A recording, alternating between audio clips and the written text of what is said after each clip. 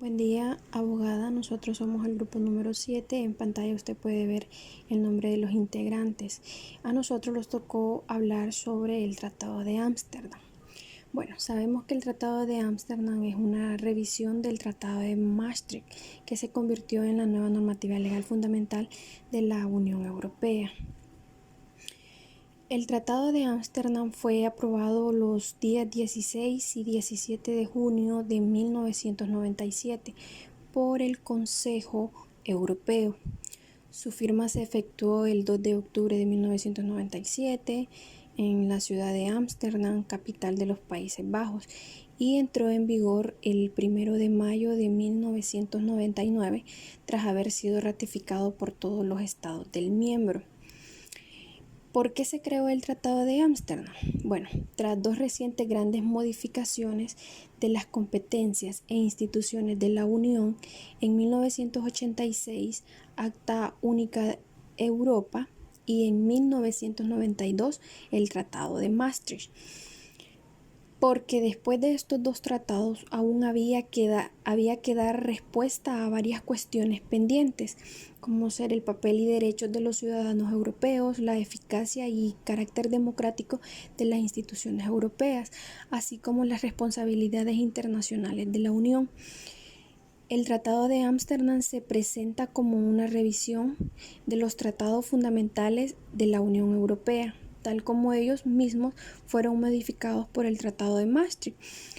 Una vez superada la fase de preparación, pues fue necesario respetar el procedimiento previsto para tal revisión. El Tratado de Maastricht había instituido en particular una ciudadanía europea, es decir, un marco de derechos y deberes suplementarios para los ciudadanos de los Estados miembros.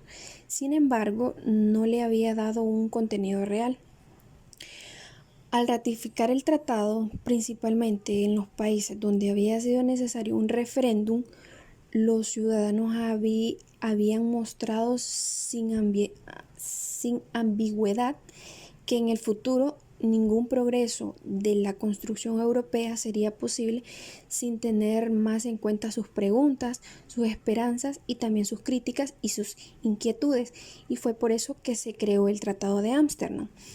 Dentro de los objetivos que tuvo el Tratado de Ámsterdam fue promover el progreso económico, social y un alto nivel de empleo, y conseguir un desarrollo equilibrado y sostenible, principalmente mediante la creación de un espacio sin fronteras interiores, el fortalecimiento de la cohesión económica y social y el establecimiento de una unión económica y monetaria que implicara en su momento una moneda única conforme a las disposiciones del presente tratado.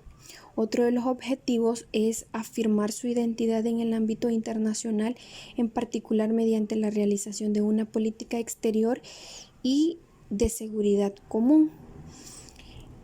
Otro de los objetivos, es forzar la protección de los derechos e intereses de los nacionales de sus Estados miembros mediante la creación de una ciudadanía de la Unión.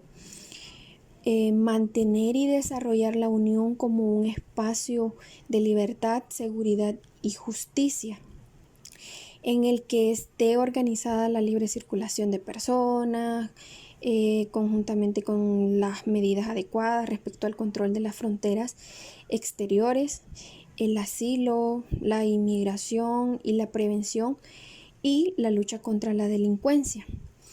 Y el último objetivo era mantener íntegramente el acervo comunitario y desarrollarlo con el fin de examinar la medida en que las políticas y formas de cooperación establecidas en el presente tratado deben ser revisadas para asegurar la eficacia de los mecanismos e instituciones comunitarias. Logros del tratado. La obligación de la Unión de respetar los derechos fundamentales, en particular los contenidos en el Convenio Europeo para la Protección de los Derechos Humanos y de las Libertades Fundamentales, establecido por el Consejo de Europa en 1950. Los Estados miembros que incumplan estos derechos de forma grave y sistemática pueden sufrir sanciones, llegando hasta la suspensión de su derecho de voto en el Consejo. Para los países candidatos, el respeto de los derechos fundamentales se convierte en una condición de su adhesión a la Unión. Entre otros de sus logros, el derecho reconocido a la Unión de adoptar medidas con el fin de combatir cualquier discriminación basada en el sexo, raza u origen étnico, religión o convicciones, minusvalías, edad u orientación sexual, así como también el logro de la obligación hecha a la Unión de promover en todas sus políticas la igualdad de oportunidades entre hombres y mujeres, más allá de las normas ya recogidas en los tratados europeos sobre el respeto y la promoción de la igualdad en materia social y de trabajo. En este último ámbito, el tratado abre la puerta a discriminaciones positivas, cuando uno de los dos sexos es obviamente desfavorecido. Este dispositivo se completa por el reconocimiento del derecho a la protección de los datos personales en posesión de las instituciones, un derecho cuya importancia va creciendo con el progreso de la informática. Estados que forman parte del tratado: España, Italia, Alemania y Francia. El Tratado de Ámsterdam aún sigue vigente en la actualidad.